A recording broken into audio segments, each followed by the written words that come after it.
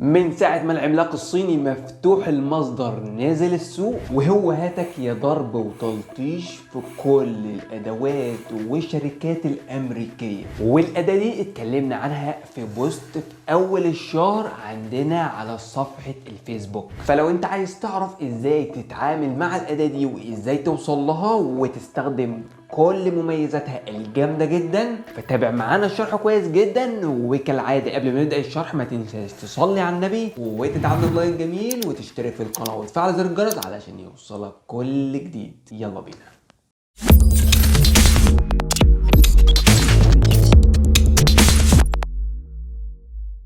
السلام عليكم، معاكم طارق جاد. وزي ما سمعت كده في مقدمة الفيديو وزي ما ظهر قدامك في العنوان، النهارده جايين نتكلم عن العملاق الصيني ديبسيك.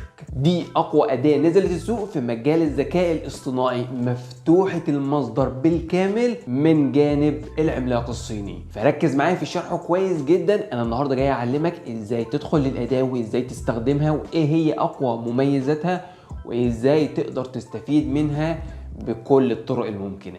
تابع معنا الشرح كويس جدا ويلا بينا ندخل في التفاصيل. من خلال الرابط اللي هسيبه لك اسفل الفيديو في الوصف هيدخلك على رابط التدوين الخاصه بموضوعنا النهارده. والنهارده يا صديقي جاي اكلمك عن العملاق اللي ادى القضيه لشات جي بي تي في مجال الذكاء الاصطناعي وقال له وسع وانا هاخد مكانك. النهارده جايين نتكلم عن ديب سيك، العملاق الصيني اللي نزل من فتره قصيره جدا ونزلنا عنه بوست عندنا على صفحه الفيس، وفي خلال اقل من شهر كان هو الترند رقم 1 على العالم واكتر تطبيق تم تحميله، وحمل خسائر دخلت في التريليون دولار للشركات الامريكيه. النموذج ده طبعا بمقارنه بسيطه بينه وبين شات جي بي تي هتلاقي ان هو بيوفر لك جميع المميزات اللي انت كنت بتحاول تدور عليها في شات جي بي تي. طبعا علشان افهمك، ديب سيك معمول بامكانيات وموارد اقل بكتير جدا جدا من شات جي بي تي في التكلفه وفي التشغيل وفي انظمه التشغيل وفي كل ما هو يخص نظام تعلم الآلة والذكاء الاصطناعي. علشان نقدر نعرف الفرق بين النظامين وإزاي ده غالي جدا وده تكلفته بسيطة جدا، هديك مثال بسيط.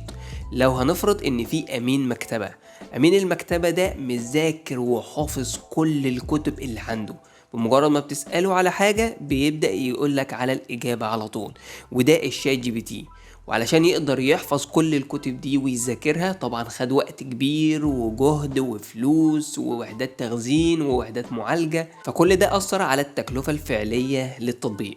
لكن ديبسيك بيشتغل بطريقة مختلفة خالص. ولنفرض ان هو امين المكتبة لكن مش حافظ اي حاجة من الكتب اللي عنده، بمجرد ما بتيجي تسأله على اي حاجة في اي كتاب هو بيبدأ يطلع الكتاب ده ويبدأ ان هو يذاكره ويبدأ يرد عليك بالإجابة على قدر السؤال فقط، وبطريقة مبهرة جدا ومجانية بلا حدود، مفتوحة المصدر زي ما قلنا في اول الفيديو. كل اللي عليك يا صديقي بس هتنزل لاخر التدوين هتلاقي رابط مباشر هيوديك للموقع مباشرة.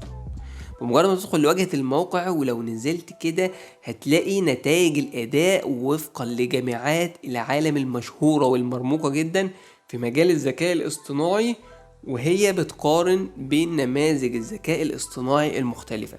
طبعا هتلاقي عندك الشات جي بي تي الفور او اللي هو احدث حاجة من شات جي بي تي، وفي المقابل ديب سيك في 3 هتلاقي نقاط الاداء اعلى بكتير من نقاط الاداء الخاصة بأوبن اي اي شات جي بي تي. وعلشان ما اطولش عليك في الشرح يا صديقي، بس علشان تقدر تستخدم الاداة دي كل اللي عليك بس هتضغط على ستارت ناو، ولو انت على الموبايل وعايز تحمل الابليكيشن ممكن تضغط هنا على جيت ديب سيك اب. بس بمجرد ما تضغط ستارت ناو هيوجهك لصفحة تسجيل الدخول. طبعا تقدر تسجل بايميل وهمي، واحنا شرحنا في فيديو عندنا على القناة افضل 10 مواقع لانشاء الايميلات الوهمية بضغط الزر واحدة. وطبعا تقدر تسجل باستخدام حساب جوجل. احنا علشان الوقت بس هنسجل بجوجل، وبكده تكون سجلت دخول ودخلت لواجهة الشات. بكل بساطة واجهة بسيطة جدا شبيهة جدا بشات جي بي تي. كل اللي عليك يا صديقي هتبدأ بس انك تكتب له هنا، وممكن تحدد له الخانة دي علشان يبدأ يعمل بحث عميق على شبكة الويب قبل ما يجاوب على السؤال الخاص بيك. وكمان تقدر ترفع له اي ملف او كود او صورة من خلال الضغط على علامة المشبك دي بحد اقصى 100 ميجا. وتبدأ تكتب له اي حاجة انت عايزها وهيبدأ يرد عليك بكفاءة عالية جدا. انا بصراحة جربته في كتابة الكود، جربت كود كده هعمل لعبة بسيطة اكس او باستخدام شات جي بي تي، وفي نفس الوقت عملتها بديب سيك. بصراحة في شات جي بي تي وفي النسخة المجانية بالذات عمل لي اللعبة وكل حاجة، لكن ظهرت فيها مشاكل كتير وبالذات في اماكن وادوار اللعب. وكمان لما بدأت اكلم شات جي بي تي في المشكلة اللي بتواجهني داخل اللعبة اللي هو انشأها، بصراحة كان بيرد عليا بردود بتزود الاخطاء اكتر.